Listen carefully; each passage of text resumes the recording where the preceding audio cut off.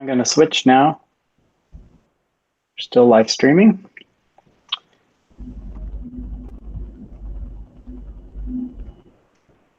There we are. All righty.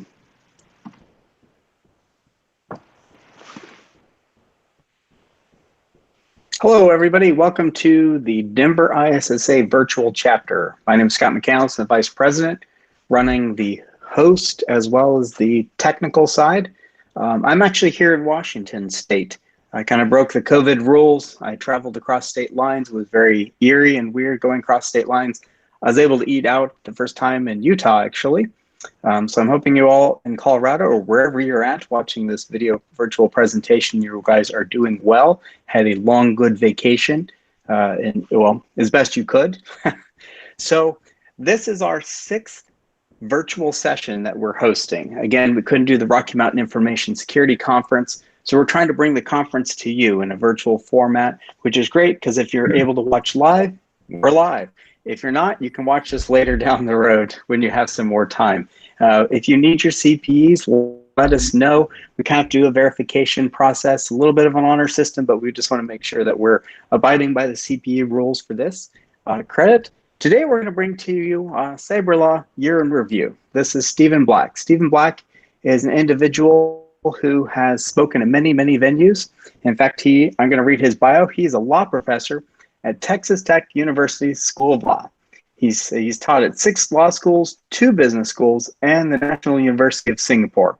He's focused on cyber law, and entrepreneurship, and tax issues, and is a popular speaker on topics dealing with intersections of cybersecurity, technology, privacy, money, and law. And so he's a professor. Black has been cited in Forbes, and in his articles, he's been published in leading national law journals, and he writes for the blog called Law Hacker. I'm interested to hear about that. If you guys have any questions during this presentation while we're gone live, go ahead and go to our Slack channel. I will go ahead and monitor that and bring those questions up for him after his presentation.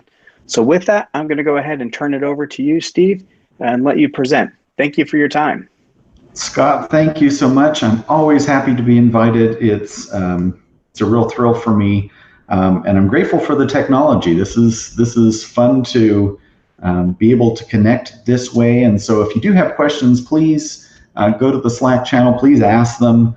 It makes it easier for me because I am sitting here in Texas and would love the feedback and the contact. So here's what we're going to do today. That'll be kind of fun and hopefully informational for you. I've got 10-ish stories. Ish because some of the stories I combined into one slide or a couple of slides, so I didn't get a final count, but it's 10. So we're going to start with a top 10 countdown of Cyberlaw stories that I have found interesting over the past 12 months. If you have questions about any of them, I've got links and I'm happy to answer your questions. But without further ado, let's go ahead and jump to number 10. And for those of you who don't know this individual, this is Glenn Greenwald. He's an attorney, an author, and now a journalist, and that is not your usual career path. And Glenn may not be your typical, well, I don't know, anything. You may know him best for a series of reports that came out in 2013 in the Guardian newspaper dealing with the disclosures by Edward Snowden of American and British surveillance programs. By all accounts, Glenn gets passionate about causes, and some people have even called him a, quote, bomb-throwing media critic, which I think is a great name. I mean, if you have to call somebody a name, I think that's a great one. He is currently in Brazil. He is Brazil's best-known American blogger and, quote, one of the internet's prickliest characters, although by all accounts that I've heard, a man of great personal charm and warmth. He and a co-founder now write for The Intercept. And in January of this year, Brazilian federal prosecutors charged him with violating the country's cybersecurity laws. In particular, and this is a 95-page complaint, so this is not lightweight material or just kind of a casual thing. They charged that he was part of a criminal organization that hacked into the phones of several Brazilian public officials, including their Justice Minister, Sergio Moro, and apologies for those of you who have better Portuguese skills than I have, and exposed unethical behavior, and then wrote about it in the online blog that they've got. And the allegations are more than he just received these reports of unethical doings and then published them. They are alleging that he played a clear role in facilitating the hacking. So that would be hiring the hackers, directing the hackers, telling them what to do, telling them to cover their tracks by deleting the archives that they had sent. And they had arrested already last year in July 4 individuals who were involved in this alleged hacking ring. Greenwald told the New York Times that these are an obvious attempt to hack a free press. And in retaliation for the stories that they were publishing about corruption in the government. It raises some really interesting issues. And so I'm just going to paint a couple of pictures here, and then we can talk about what I'm looking at here. On the one hand, if he's right, then what we have is a government using their cybersecurity laws to silence the press. And that's disturbing on several levels. On the other hand, if the Brazilian prosecutors are correct, then what we have is not just mere reporting, but we have someone who is creating news by hacking into public officials' accounts, digging for dirt, and then publishing it as if it were coming out as news. And that's troubling, because I don't think that, I think we would all agree that the press's job is not to hack into individuals' accounts to go looking for stuff. So we've got these two, and the truth may lie somewhere in between. The truth may be on either polar opposite here, but either one of those is a disturbing trend of what we see in our digital society of, what is truly private and what can be exposed, and who's behind the exposing, and what are their motives in bringing that up. And so we're going to start with that as my number 10 story of the year, and we can talk about that later. But I'm going to move to number 9 now. And if in case, I always like the maps, because if your geography skills are as good as mine, I always need a visual reference to say, oh, okay, that's where we're talking about. So this is North Korea.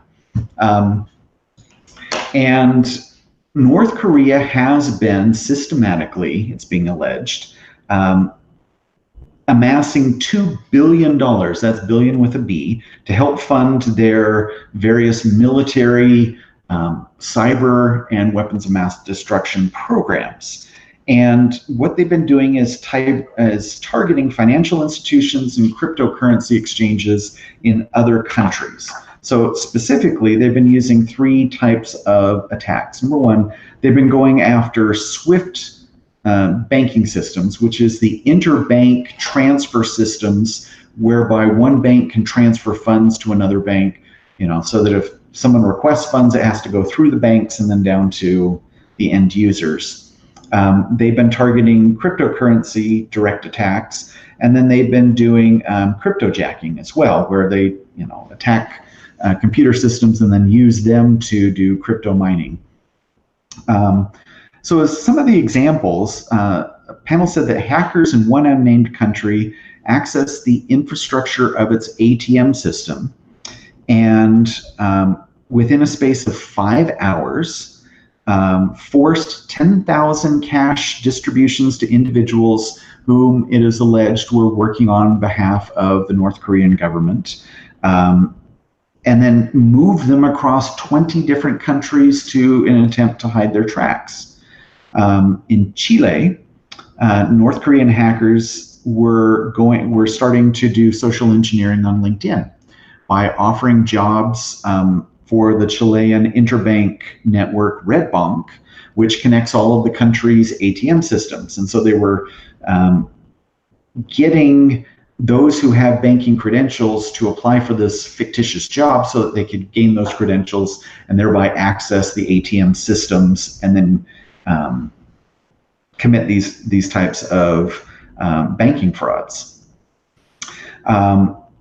In another unnamed country, stolen funds for one cryptocurrency attack back in 2018 were transferred through at least 5,000 separate transactions. So this is sophisticated work. This is not just, hey, I go and do a smash and grab on an ATM and hey, I've got $300. Now we're moving these transactions through a series of countries that make it more and more difficult to trace where the funds eventually end up if you're not really on top of your game, because these transactions can happen very, very quickly, involve very high dollar amounts. And so what's the takeaway from this story?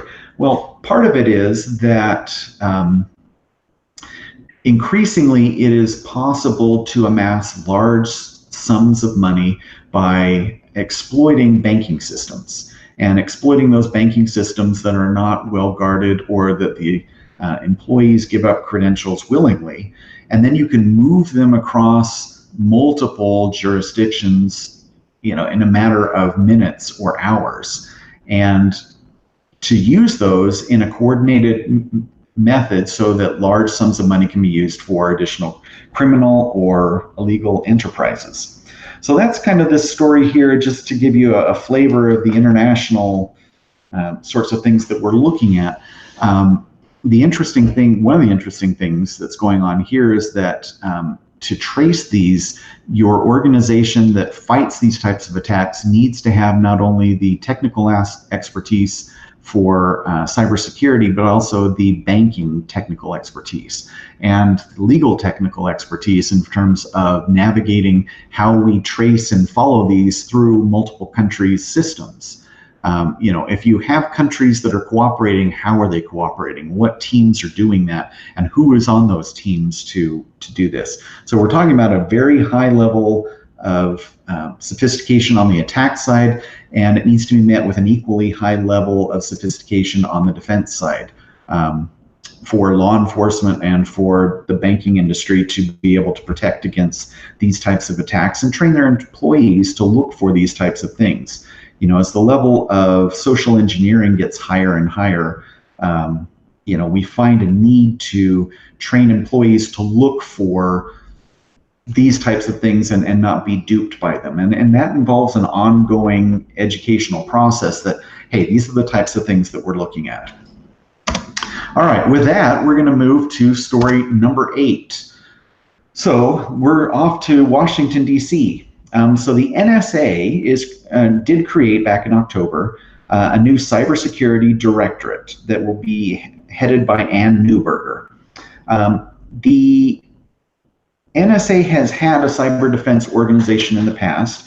It was called the Information Assurance Directorate, and its job was to safeguard the government's classified and sensitive networks. They also help the private sector from time to time. And what's new is that the NSA is trying to bring under one roof all of the threat detection, cyber defense, future technologies personnel, so that they're working together. And this is a really interesting thing, because now we've got, a cyber security directorate at the NSA. You have the FBI, you have Homeland Security, and our partners in this from other countries are watching to see how we integrate our government's response to cybersecurity. If we've got 3 different agencies, sometimes the sharing does not happen seamlessly. Sometimes even when the sharing is seamless, it doesn't happen in a timely fashion, or you don't have all the people working on the same problem in the same way or sharing the right information. And so this is just one of an ongoing set of steps where we begin to centralize and share information so that we present a common front. And this is interesting from the government's point of view. It's interesting from the private sector's point of view as well. Neuberger said that diversity is going to be her group's strength because she's trying to bring in people who do threat intelligence, people who do nuclear command and control, people who have technology expertise in a lot of different fields, so that as these types of threats, like the one we just mentioned about North Korea, start to surface, we have the right personnel in place to do that. What does that mean for the private sector? Well, number one, you can always ask the government for their expertise in this area, but it also begs the question of, in our organizations, do we have the right people on our defense team? Are we engaging all aspects of our organizations in the defense posture, in the defense strategy, in the training? I was at a recent meeting of C-suite individuals, and the presenter made an interesting point, who said, listen, you can target the C-suite people, but it's usually much easier to target those people that they rely on to pass information. So that can be administrative assistants, that can be family members, that can be others. So even if we're training, our IT teams, and we're training those who are very savvy in the use of technology, sometimes it's others in the organization that we find who are moving the information around that are less well trained, and we can find their information. Social engineering can be used to gain credentials, and then we're off to the races. And so this is what the NSA is currently doing in terms of its cybersecurity front, and it'll be interesting to watch in future years to see what happens in terms of cooperation between them and the FBI and Homeland Security and other facets of the federal government, and also what the state governments will do, if this is a model for them to bring their cybersecurity resources into a centralized hub. Okay, another view of that, or a view of the parking lot if you like it, but I thought the sign looked cool, so I thought I'd share it with you. We're moving on to number 7. So number 7, couple of thoughts about this one, but let me tell you the story first. So last year on July 19th, a 33-year-old software developer named Paige Thompson was identified in a breach involving Capital One Financial Group that occurred between March 12th and July 17th. So if you're looking, that's March, that's April, that's May, that's June, that's July, right? So over a 4 or 5 month period of time, she had obtained about 140,000 Social Security numbers, 80,000 listed bank account numbers, phone numbers, credit scores, all those types of things, and then posted them all onto GitHub. Capital One at the time reported that this breach is going to cost them between 100 and 150 million. I think that number has gone north of that at this time. But what I'd like to do is focus a little bit on Miss Thompson, who is the alleged hacker here. She actually confessed. It was what she did online that led the FBI to her door that is interesting. She was an oversharer. Is that a term that we use? She had social media accounts on many different sites. She had a public Twitter persona. She had several groups that she ran. On her online social media accounts, she shared things about her dating life or lack thereof. She shared things about the euthanasia of her cat. She talked openly about her mental health issues. And she said, and here's one of the quotes, "I have a whole list of things that will ensure my involuntary confinement from the world, the kind that they can't ignore or brush off into the crisis clinic. I'm never coming back." These types of posts, along with her brags that she had the information and then that she posted it on GitHub, allowed the FBI to go online to obtain real names, addresses. They let her right to her door. And then when they came, on July 29th, they executed a search warrant at her home, went into her bedroom, and her bedroom had multiple devices that the FBI was able to seize and prove that she was the person who had not only done this, but had attempted other breaches of other organizations as well. If she's convicted, she faces as much as 5 years in prison and a $250,000 fine. A couple of things that I'd like to take away from this. Number one, this concept of oversharing, this is not a how to become a hacker and get away with it presentation. But it is interesting as we're talking about privacy as well, of what types of things we put online and what that allows governments, what that allows friends, what that allows other people to find out about us and to track us with is just a cautionary tale. So I'm going to mention that. And then the second thing is kind of related to that. If I have colleagues that are posting online, and part of this goes back to the story I mentioned previously of how we train individuals to recognize breaches. When we would go to the airports or to the train stations, there would be signs and public service announcements that would say, if you see something, say something. And part of that with my clients is they would ask me, so what is it that we're supposed to see and what is it that we're supposed to report? And that does not mean that, I'm always looking out my window to see what my neighbors are doing. But part of that is training individuals. What are we looking for? What types of things are a red flag? And if I've got colleagues who are sharing online and some of their shares become a little bit unhinged, or I'm questioning what's going on with their mental health, part of that should be our responsibility as a cybersecurity community to watch out for one another.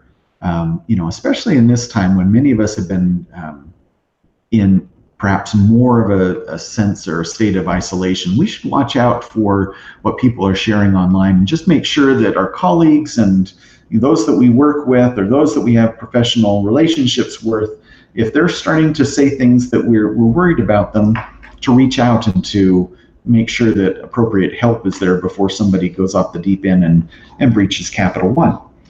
All right, so there are a couple of things there. Let me mention one other thing about this particular breach. Both GitHub and Capital One are in the middle of lawsuits which are alleging that they were negligent in their response to the breach.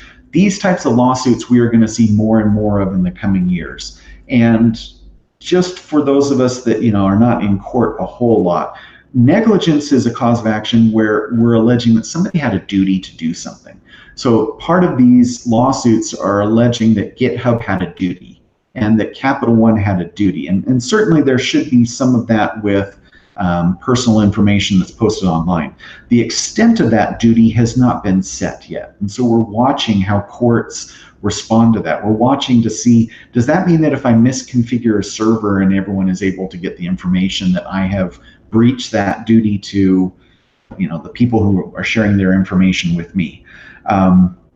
So we're going to watch that. It may be that that'll be the topic of future presentations, but I just wanted you to be aware of that. If we're alleging negligence, what we're saying is that somebody had a duty, whether that was contractual, whether that was some law imposed a duty, or whether that was just a course of action or trade that imposed that duty on them.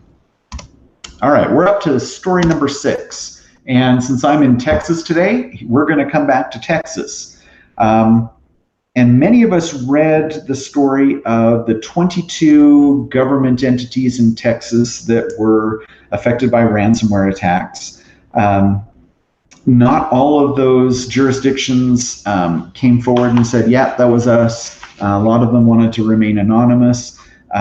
What happened was that they were all using similar online cloud services. So they were all attacked by a common threat actor with a common vector.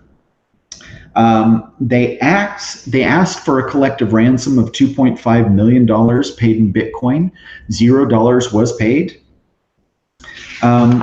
And what this does to little cities, and you can think about what this would do to your organization if you were the victim of a ransomware attack. Basically, the governments were not able to collect utility payments. They were not able to issue birth and death certificates. Anything that's online, including water, sewer, electricity, or all those types of things, it just stopped all of that processing. If you've got paper backups, you can go back to those types of systems. If you've got physical backups, and if you have clean machines that you can install it to, then of course you can do that. If not, it just kind of brings your whole organization to a stop. All right. So I said 10-ish stories. These are some of the ish stories because they're all together. This is the city of Baltimore. I'm going to come back to this sign in a minute because I love it. It's wonderful. But on May 7th of last year, the city of Baltimore also suffered a ransomware. This ransomware variant was different from the one in Texas, but all of their servers were taken offline immediately.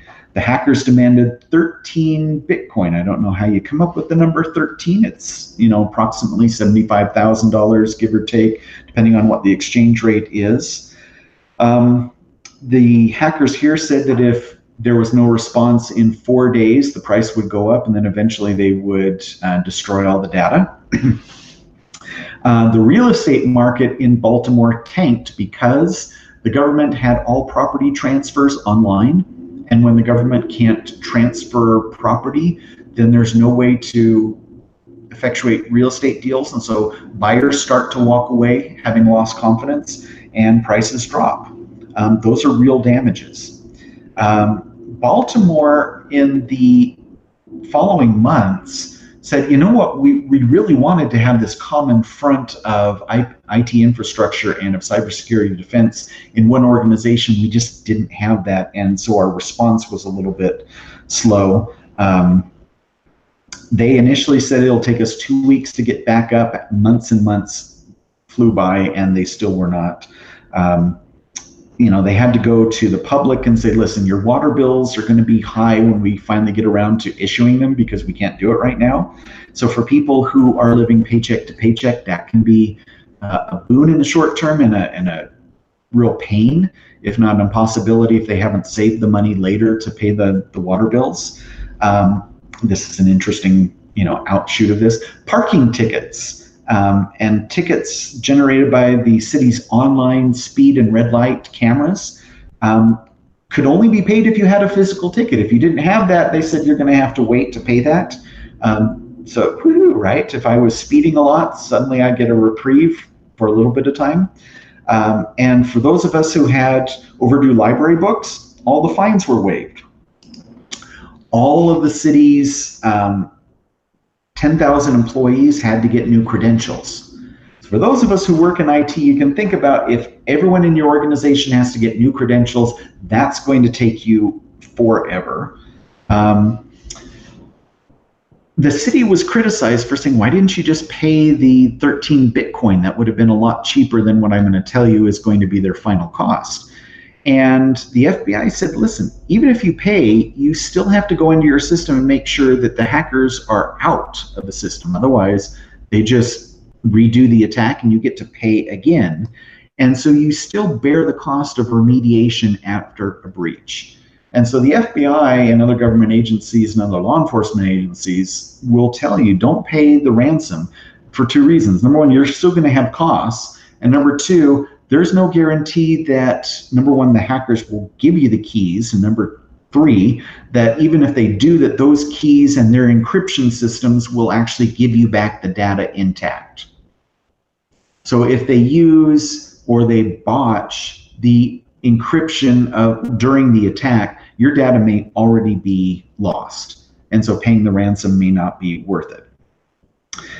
Baltimore had their own city recovery team. They also had the state team come in, and the FBI came in, and they were all running in parallel, which can be interesting when you've got multiple groups coming in after a breach. Who talks with whom, who gets the evidence, who does what when. Frequently if someone asks me to come in, I ask them, listen, you need to tell me, what do you want me to do if I find stuff, and who do you want me to tell first? And we can talk about that later because that's a really interesting question.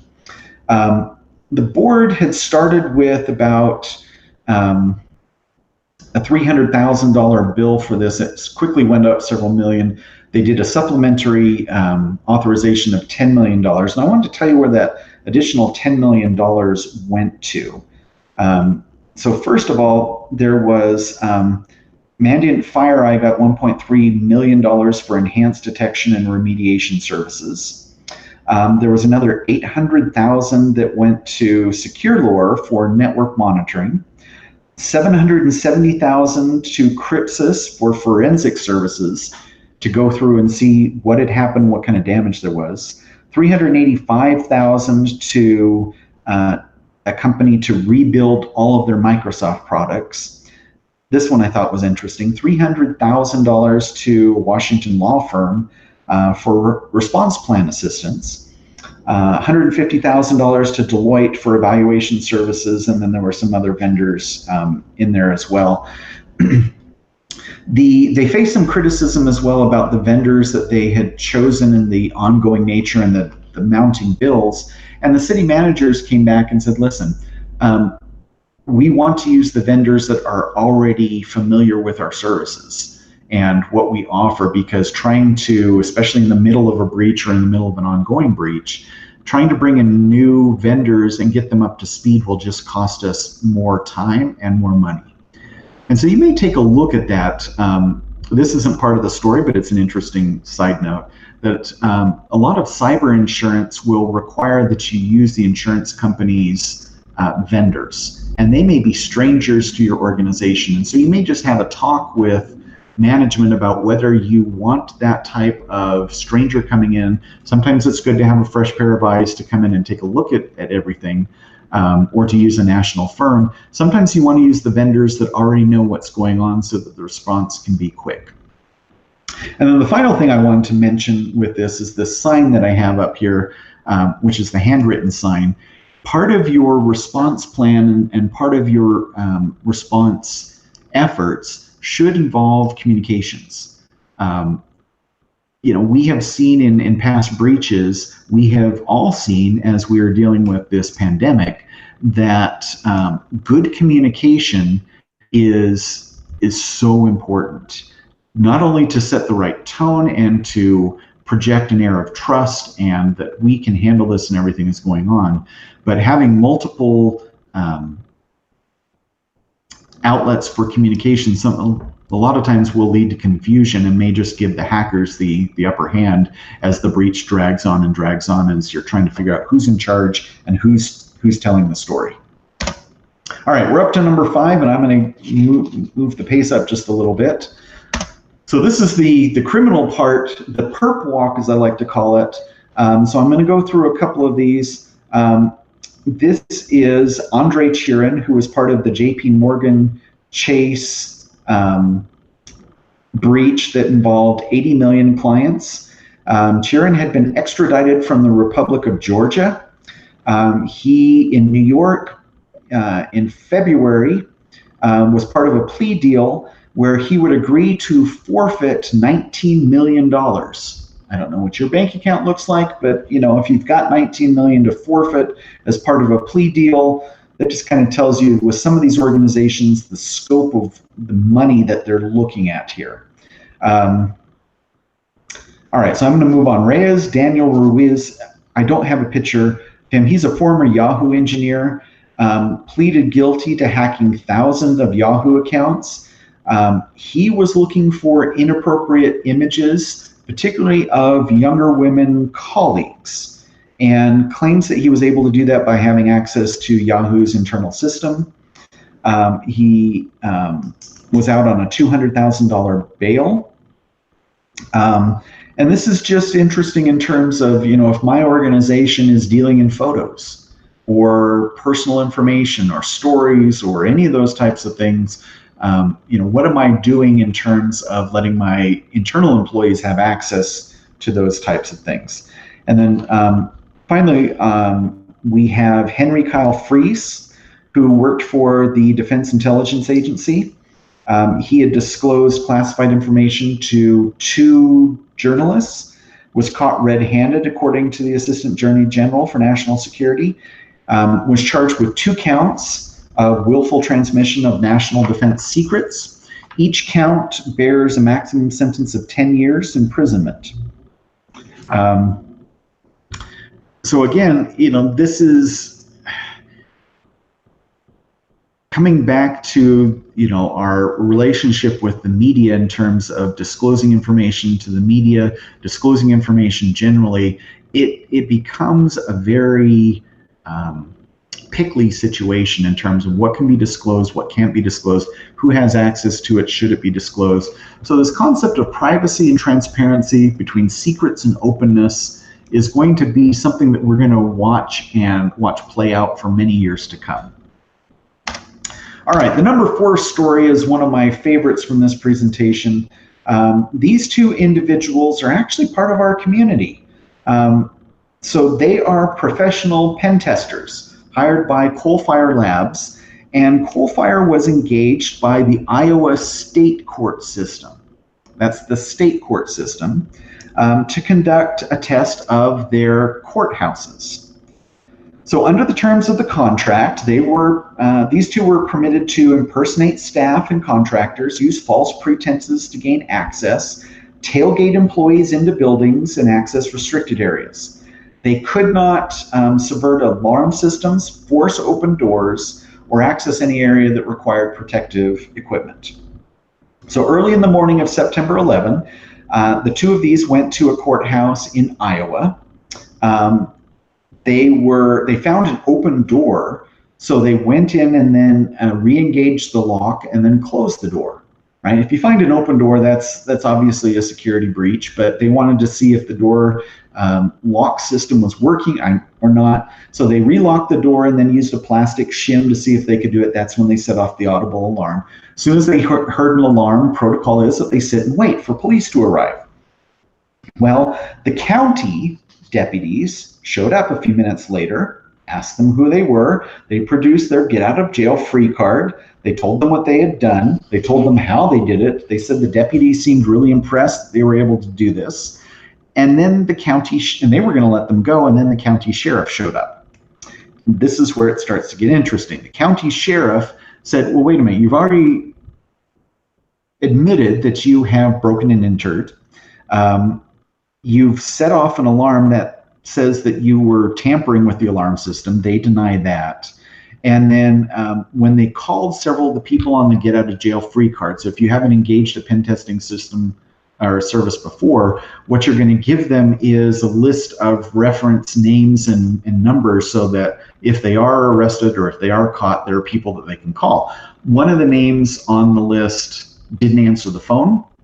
Another of the names said that they didn't understand that the people could actually conduct physical intrusions after hours. So they were arrested, and then they were released on $100,000 bail. They were arrested for felony third-degree burglary and possession of burglary tools.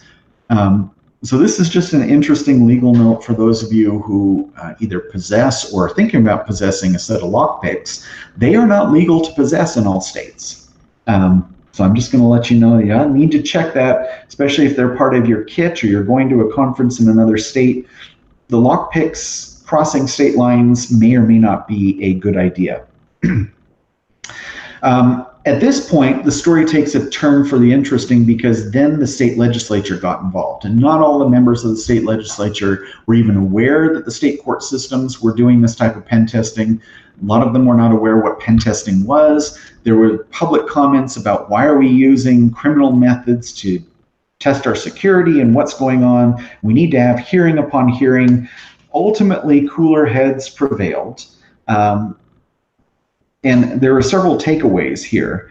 Coalfire came out and said, listen, there are some things that we learned from this engagement. Number one, the court system did not, or said that they were going to contact law enforcement. But remember, it was the state that engaged them, and it was the county law enforcement that responded. And so they said, in the future, we're going to make sure that all local, state, and federal law enforcement are all on the same page, that they know we're going to be doing this, so that we don't have this type of thing where our people go to jail because of, of activities that they've been asked to do. Sometimes that's part of the game in pen testing, but this one went on for 6 months before the charges were dropped. Part of this is that if you're going to be engaging these types of things, the land was county land, the building was the state's. And so you've got multiple levels of government, and you need to make sure that if you're doing these types of engagements, that everybody's on the same page. Everybody knows what's happening, and what the parameters are, whether or not physical intrusion is allowed, what kind of physical intrusion. It helps to be specific. Otherwise, you end up in orange jumpsuits, and bad things happen.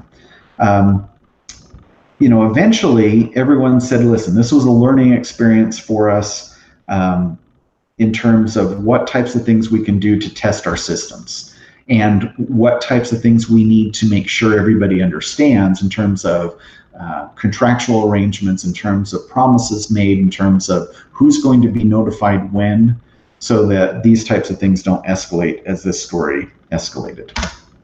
All right, number 3.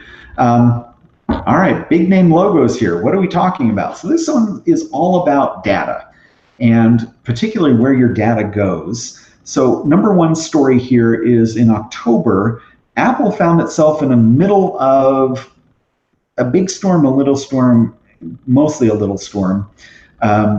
So they had included Chinese safe browsing protocols in their Safari web browser. So safe browsing is designed that if users of the Safari browser, or any browser for that matter, try and go to sites that are known to be malware or phishing sites, that it number 1, it logs the IP address, and number 1, it sends you a little notification saying, are you sure you want to go here? This is not a good neighborhood. You should be looking at that.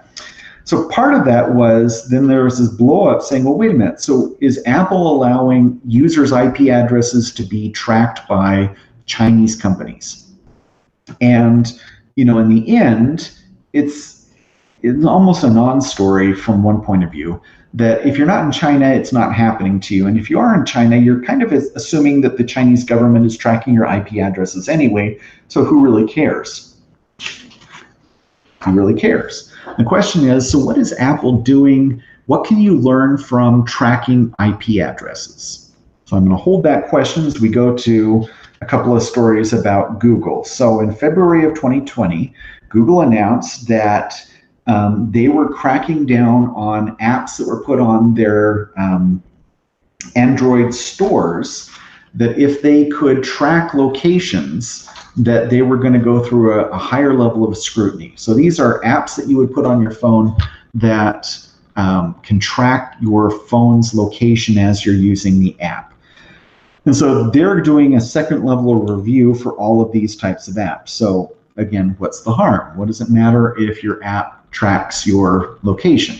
Well, some apps like Maps and like shopping apps and Find My Phone and those types of things, the reason behind tracking location is immediately obvious. For other types of apps, the question is, why in the world do you want to know what my location is? Is that a good thing for apps to be tracking?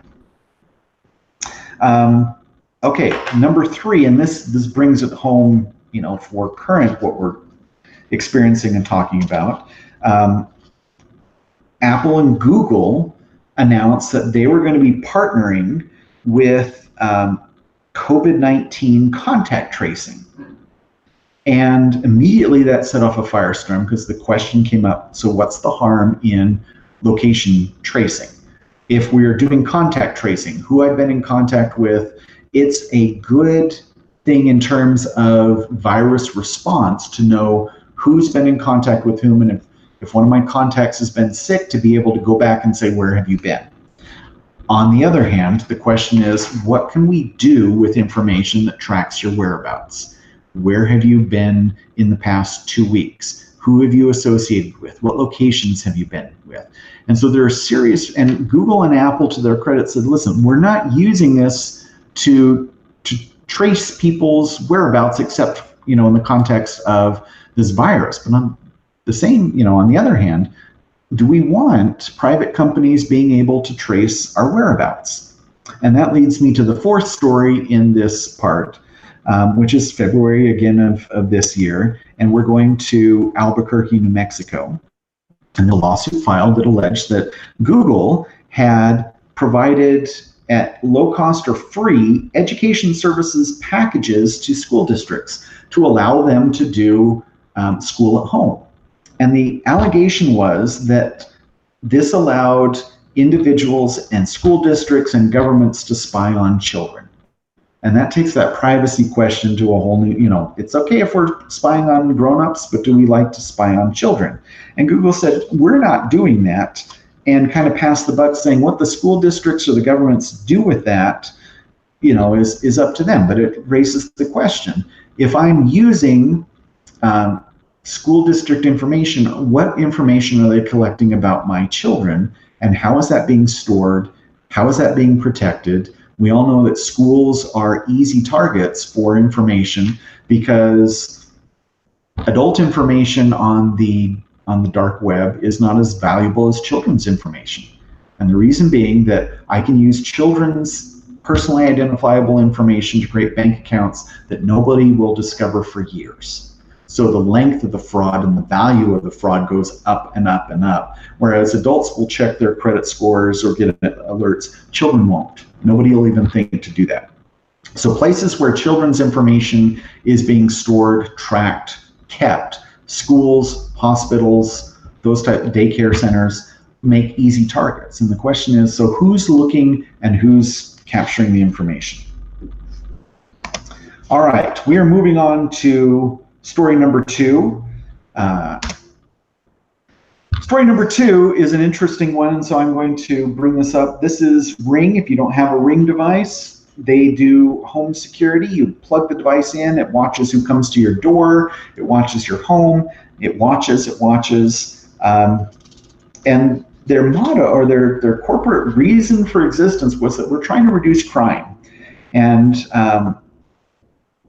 what happened was the original Ring devices had vulnerabilities, and so what could happen is that they have a speaker on them for two-way communication. Individuals could hack into your Ring device and then talk to you, or in one case, talk to an 8-year-old child in your home.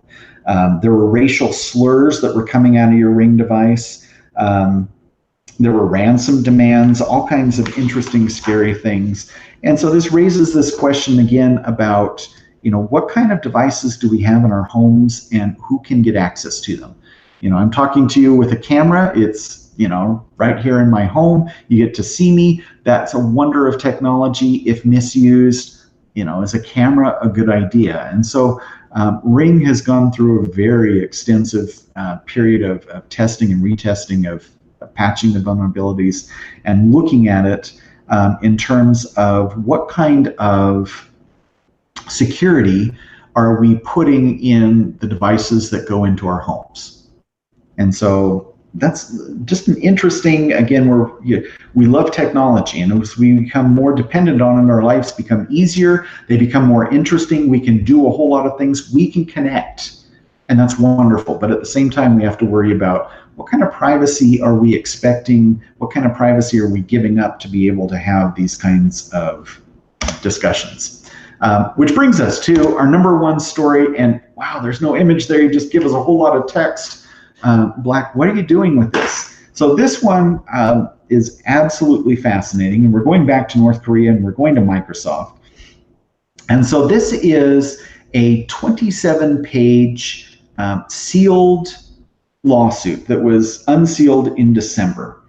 And so what happened to bring this about is Microsoft sued a cyber espionage group with ties to North Korea. So they're not suing North Korea directly, and I'll talk about that in just a minute. They call this group Thallium. And they said that this group had broken into customer accounts and networks using spear phishing and phishing attacks with the end goal of stealing sensitive information. This is the complaint that alleged this. You'll notice on this complaint, so if you're looking at the left-hand column at the top, it's Microsoft V, and then it's John Doe's. And that's what we use in the law when we don't know the exact identification of the person that we're suing. We can file a John Doe lawsuit in some circumstances. Here, they sued some John Does who were the hackers involved in this. The John Does obviously did not respond, and so what that means is that Microsoft gets a default judgment. They get whatever they had asked for. So what had they asked for? Here they had asked, if you look at number 4 that I've highlighted here, that Microsoft gains control over the domains used by the defendants to cause injury. In other words, they wanted the court to turn over the 50 domains that were used by these hackers, and the court did that. All right, Microsoft wins, victory for the good guys, or does it? So here's a couple of interesting things to think about as we're talking about this. Number 1, you can't sue a foreign country in civil court. It causes problems. There's reciprocity. We don't want foreign governments suing us. And therefore we don't allow ourselves to sue foreign countries. First question, is this a foreign country? If I go back, you'll notice that this group is called, or this operation is called Thallium. Thallium may or may not have ties to North Korea. We believe that it does. Does that mean that it is a North Korean organization and therefore we're suing North Korea? A North Korean owned company, is that suing North Korea? Is that not suing North Korea? And these are going to be questions I'm not going to give you answers because the issues are fascinating. This wasn't exactly civil court, or was it? So if I go back here to I don't have the allegations, I'll need to just tell you what they were. It alleged violations of the Computer Fraud and Abuse Act. That's criminal. It alleged violations of the Electronic Communications Privacy Act, and then a whole slew of civil things like trespass and trademark infringement.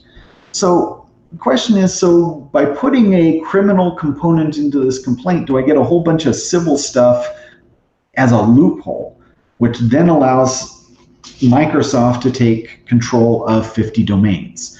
And why is that interesting? Microsoft is a private organization. So we're okay if the FBI takes down criminal enterprises and takes their servers over. Are we okay if Microsoft does the same thing? Why should Microsoft gain control over domains? And could this power of the courts be misused? In other words, if I have an organization and I don't like your organization, can I file a lawsuit alleging that your organization violated some cybersecurity law and take over your domains, your business operations, and we see this as kind of a slippery slope. And so I'm just bringing this up as the number one story here of, we can use our legal system to fight cybercrime, to fight some of these illegal activities. The question is, what are we allowing the legal system to do, and who gets the benefit of, the law's remedies? Are we allowing private organizations to take over these domains? And is that a good thing? We assume that Microsoft is going to shut them down. Frequently, as I talk with FBI agents involved in these things, sometimes they leave them up for years so that they don't tip off the organizations that their organization has been breached, so that they can find more examples of criminal activity. So sometimes they will leave criminal servers up. Is that something that we want private organizations to have the control or the ability to do? And so with that, I'm just going to leave that with you as our parting question of, how do I balance our legal response to cybersecurity and cyber claims and all the illegal things that go on in the world? I'm going to tell you that it's a dangerous world out there. I'm going to tell you that it's an interesting time. So I hope that you all stay safe and well, that you exercise good cyber hygiene, and that I have a wish that we return to normal quickly so that we can all meet in person for future examples or future opportunities to get together and discuss these issues.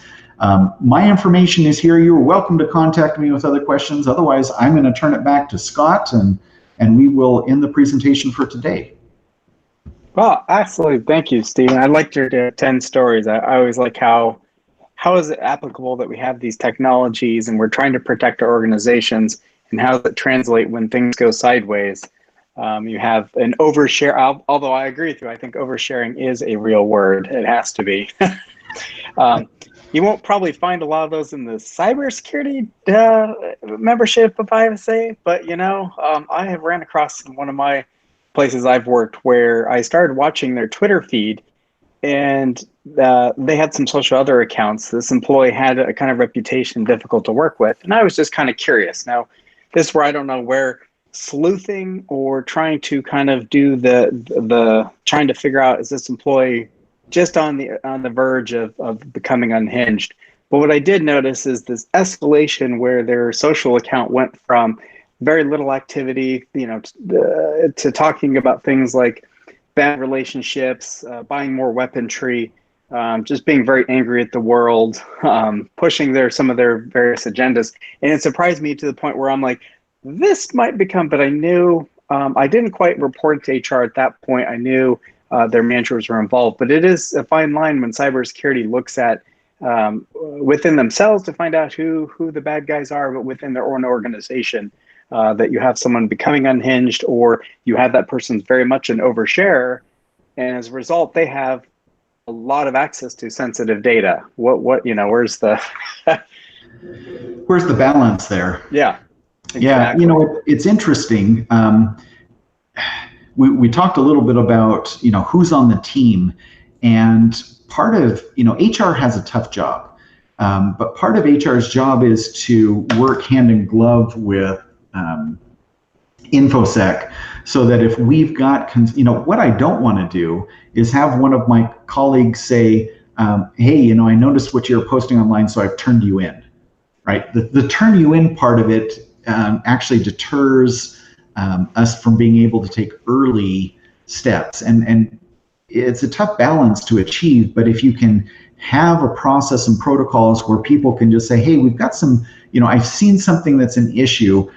Is there somebody that I can talk with to just have a second set of eyes look at this social media account to see if somebody needs help? I work in higher ed, and so I frequently have a really good relationship with the dean of students, who's amazing. And I can just go to her office or his office and I can say, listen, here's what's going on. I've got a student that, some of their activities are a little bit questionable. Can we talk about it in a safe place, and you can assure me that I'm just being paranoid, or you have ways of meeting with the student just in a non-threatening way to say, hey, is everything okay? Organizations that have that type of environment and culture where it's okay for somebody to come to you and say, hey, is everything okay? And you're not worried about losing your job, or you're not worried about being expelled, you're not worried about being let off in handcuffs. If you can get to that place where that's the culture, that's a good place. This morning I was watching that viral video that was going around about in Staten Island with people in a grocery store shaming and trying to kick somebody out who wasn't wearing a mask. That mob mentality is not what we're hoping, where we get the pitchforks and the torches. So there's a good time for pitchforks and torches. Usually in grocery stores is not the right place for it. Yeah. Yeah, your story also that struck me was, it was unfortunate. It was the pen testers. Unfortunately, it was a local company to Colorado, and it was unfortunate. And it was unfortunate because I can see how where contractual laws becoming challenging. Of a lot of time, where I work, we lease our building, so in a lot of places and locations, it's not owned, and so therefore you have to have something with the leasing company and these agreements, and then if how do you get the true physical security test if their security knows that you're wandering around? Are you really going to get all the locked doors that you would if you just show up and without unannounced? And that's always kind of the fine balance. One of the pen testings I had been involved in some time ago, it involved something very similar where it just bothered management that all the higher ups weren't aware of it, and it can become sticky.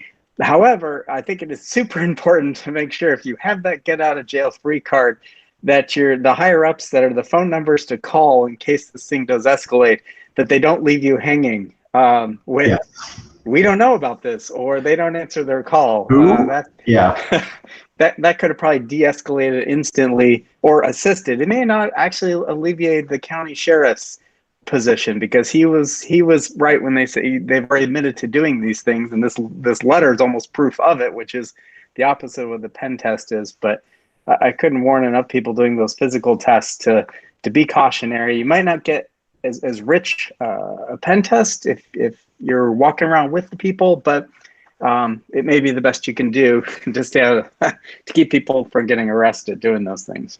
Well, and it's interesting too. And so here's, not everyone who's part of the legal team is part of the InfoSec team or is trained in InfoSec. And so if you have a county attorney or somebody else who, part of it was that people just weren't aware that, hey, we did these types of things. And crafting those agreements takes a little bit of time, and you have to ask some of those questions.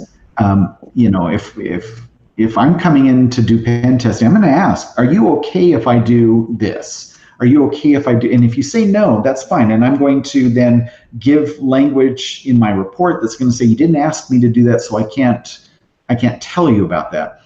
But having a legal team that is, on board with at least understanding what the process is going to be if they don't understand the technologies, because you're asking me to break and enter.